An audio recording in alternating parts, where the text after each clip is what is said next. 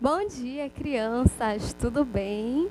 Chegamos mais uma quinta-feira da nossa aulinha e eu espero que vocês estejam bem, estejam em casa, estejam se cuidando, tá bom? Para que todo mundo possa estar bem, estar com saúde e que possa estar aproveitando os momentos em família em casa, certo? Então, hoje nós vamos para mais uma aulinha de ensino religioso e na nossa aulinha de hoje nós vamos introduzir um outro assunto que nós vamos ver nessa aulinha de hoje, tá?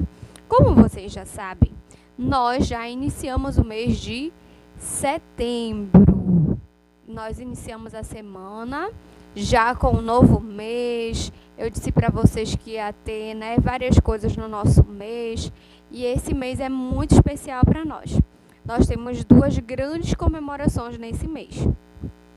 Como vocês já devem saber, mas eu vou só lembrá-los, tá? Para ninguém esquecer dessas coisas especiais que nós temos.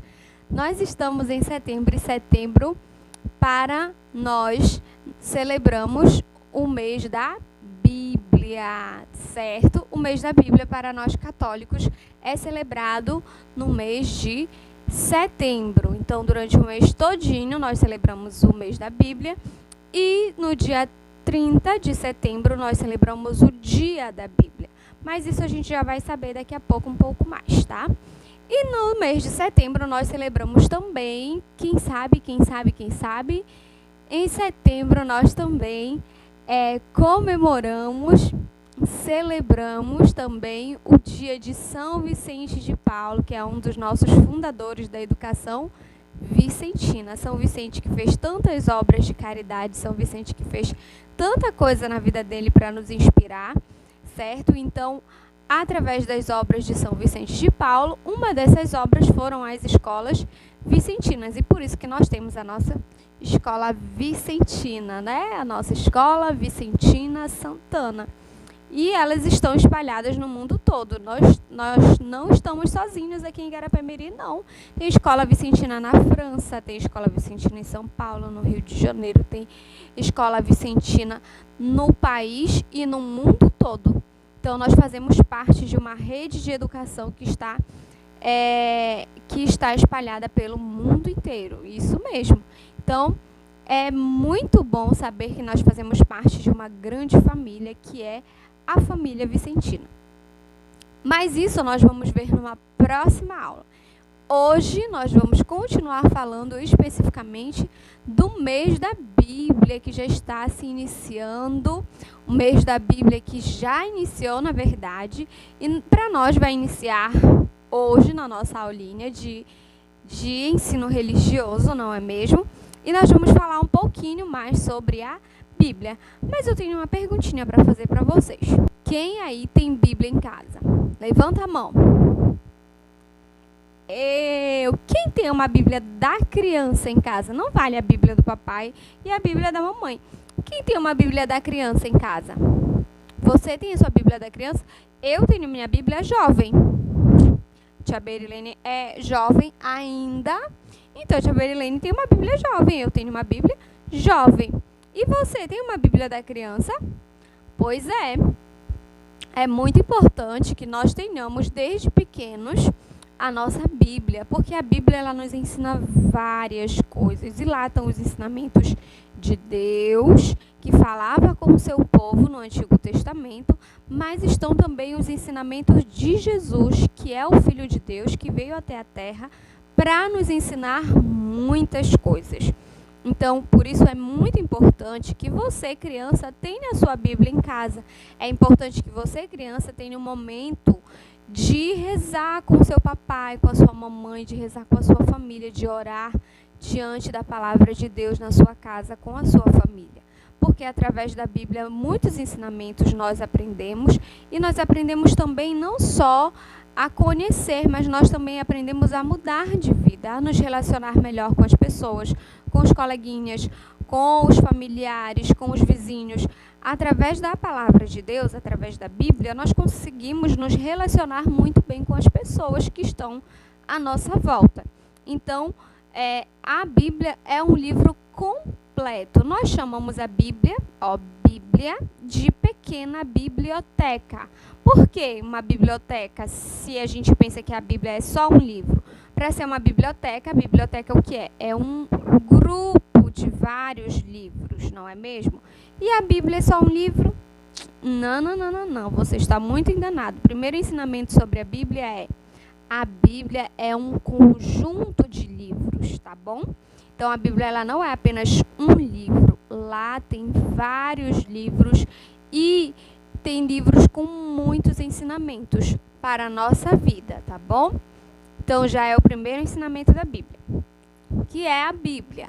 A Bíblia é formada por um conjunto de livros. E a Bíblia ela é a palavra de Deus, certo? Não esqueça disso. A Bíblia é formada por um conjunto de livros e a Bíblia é a palavra de Deus, certo?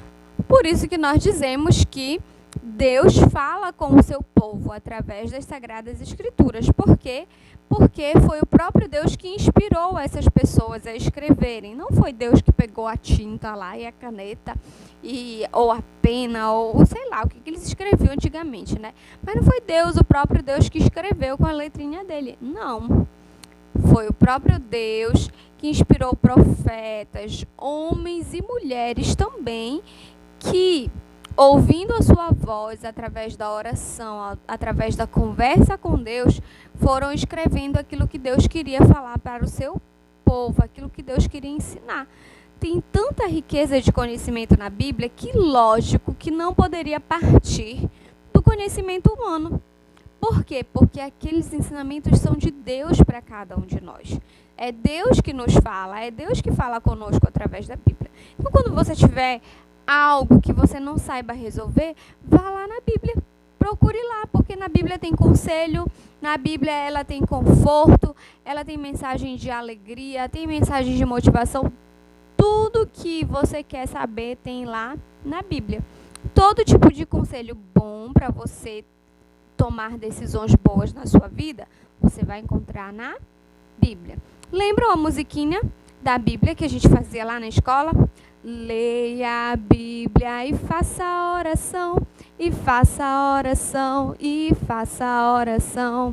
Leia a Bíblia e faça a oração para poder crescer, para poder crescer, para poder crescer. Quem não ora e a Bíblia não lê, e a Bíblia não lê, e a Bíblia não lê. Quem não ora e a Bíblia não lê, diminuirá, diminuirá, diminuirá. E aí, você quer crescer ou você quer diminuir? Então, se você quer crescer, leia a Bíblia, e não só leia a Bíblia, mas também faça a oração, que a oração é a conversa com Deus, com o Papai do Céu. Então, leia a Bíblia e faça a oração para poder crescer.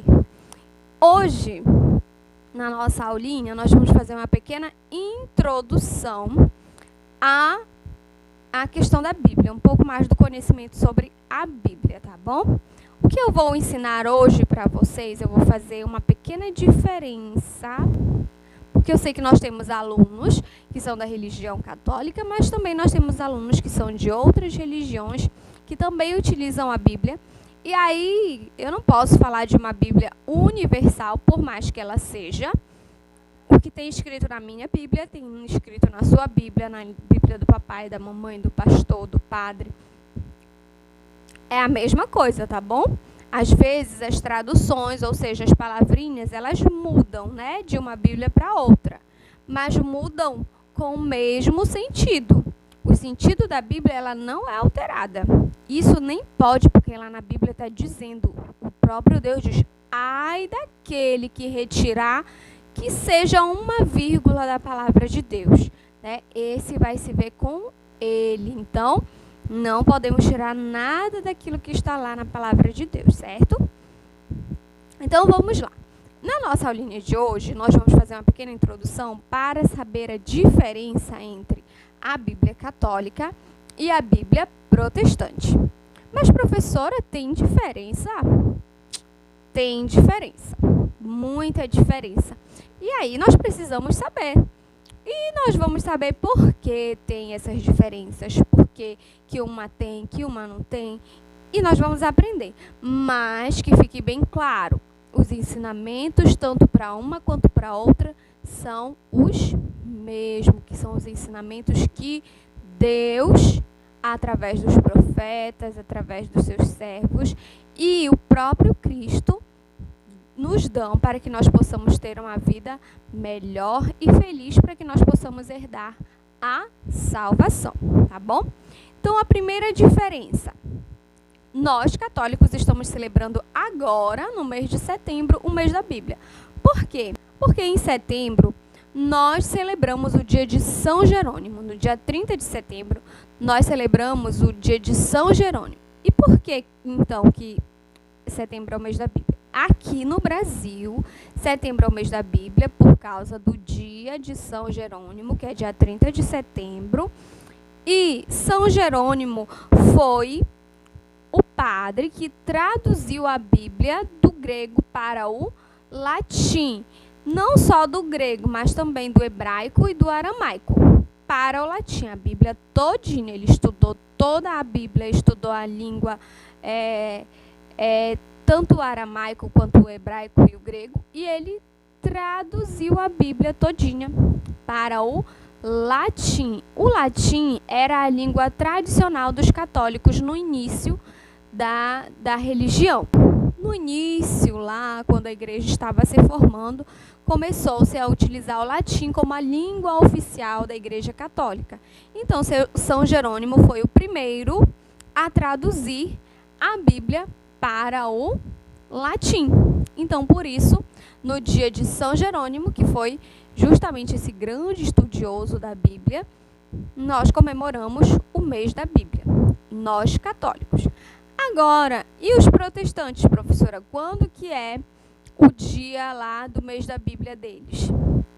O dia da Bíblia, para os evangélicos, para os protestantes, ela é comemorada no segundo domingo de dezembro. Então, no segundo domingo de dezembro, é feita toda uma programação com as crianças, com os ministérios, com todos os departamentos das igrejas protestantes, e eles fazem uma grande caminhada e eles fazem uma grande programação para que no dia da Bíblia toda a igreja esteja em festa, porque tanto para os católicos quanto para os protestantes, a Bíblia é um livro importantíssimo e deve ser celebrado, deve ser lembrado e deve ser festejado. Então, tem toda essa organização das igrejas protestantes para o mês da Bíblia. Então, essa é a nossa primeira diferença. Católicos, setembro, dia 30 de setembro. Protestantes, no segundo domingo de dezembro. Certo? Ou seja, para nós já está acontecendo, para eles ainda vai acontecer. Segunda diferença na Bíblia em si. Nós agora vamos falar do conteúdo que nós temos na Bíblia, ou seja, daquilo que está escrito na Bíblia. A Bíblia católica, ela tem ao todo 73 livros. A Bíblia protestante, ao todo, tem 66 livros. Professora, mas por que essa diferença? Como você deve saber, eu tenho certeza que você já sabe, mas eu vou só reforçar agora. A Bíblia está dividida em duas grandes partes. Quais são essas duas grandes partes? O Antigo Testamento e o Novo Testamento, ou o Velho Testamento e o Novo Testamento. Todos os dois estão corretos, tá bom? Então, onde está a diferença disso aí na Bíblia católica e na Bíblia protestante? No Novo Testamento, a Bíblia Católica tem 27 livros. No Novo Testamento, a Bíblia Protestante também tem 27 livros. Até aí, tudo ok. Tudo aquilo que Jesus disse, tudo aquilo que os seus discípulos disseram, está escrito tanto na católica quanto na protestante. Desde o primeiro evangelho, que é o evangelho de Mateus, até o Apocalipse, que é o último livro da Bíblia, tudo igual, tanto na igreja católica quanto na igreja protestante, certo? Então, a grande diferença está no Antigo Testamento, que é a primeira parte da Bíblia. O Antigo Testamento, na igreja católica, ele possui 46 livros. Na igreja protestante, ele possui 39 livros. Então, olha aí, nós temos uma diferença de 7 livros, ou seja, a igreja católica tem 7 livros a mais e a igreja protestante tem 7 livros a menos. Por quê, professora? Vamos já saber. Primeiro, nós vamos saber quais são esses livros que tem a mais aqui na igreja evangélica, na igreja católica, tá? A igreja católica tem a mais os livros de Tobias, Judite, 1º e 2º Macabeus, Baruque, Sabedoria e Eclesiástico. Então, esses 7 livros nós temos somente na Bíblia católica. Esses 7 livros não contém na Bíblia protestante. Por quê? Nós vamos já saber.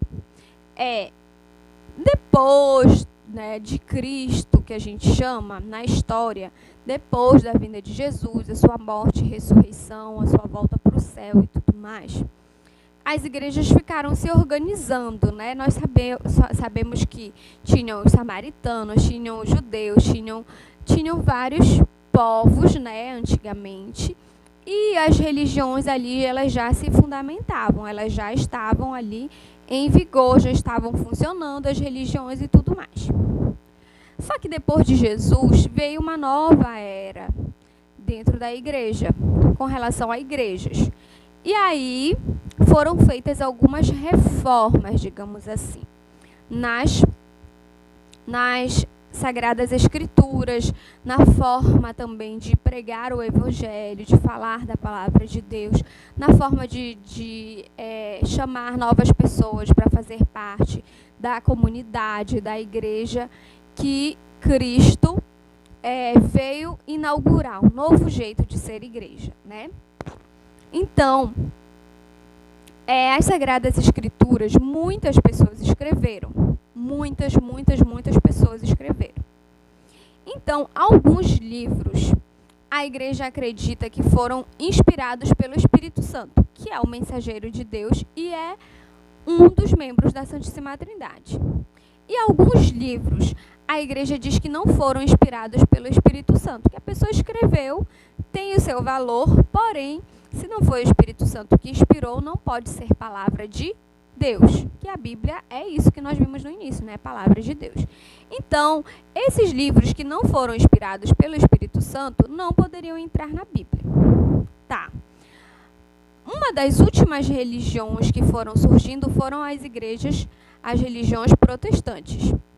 Quando as religiões protestantes iniciaram, né, os seus cultos, as suas celebrações e reuniões, já existia a igreja católica, a igreja ortodoxa, os judeus e tudo mais. Já existia antes na história todos esses. Então, os que iniciaram a igreja protestante analisaram todos os livros que existiam na Sagrada Escritura e eles acreditam que esses 7 livros que tem na igreja católica não foram inspirados pelo Espírito Santo. Então, eles acharam que esses 7 livros não deveriam conter na Bíblia deles, porque eles não tinham certeza se era realmente palavra de Deus. Porque na filosofia protestante, daqueles que iniciaram essa igreja, as igrejas protestantes, para eles, aquilo que está na Sagrada Escritura é a sua doutrina. A Igreja Católica se baseia não somente na Bíblia, mas também na tradição e nos ensinamentos das igrejas antigas e dos seus antecessores. Então, por isso, os protestantes resolveram não colocar esses 7 livros na sua Bíblia. Então, por isso, eles não têm esses 7 livros.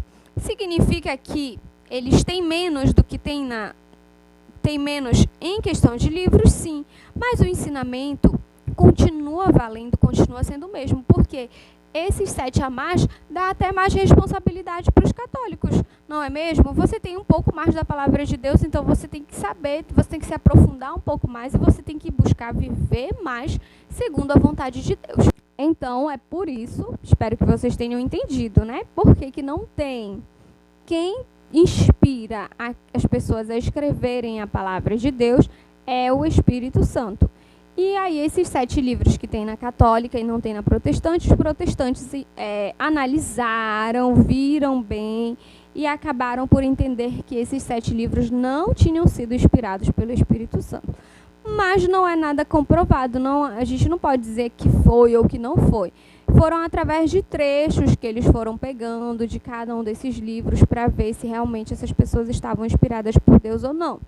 E aí julgaram não ser necessário para a igreja deles, certo? O que não impede de consultar esses livros na igreja, na Bíblia Católica, porque, de certa forma, foi uma pessoa que estava em conversa com Deus que escreveu.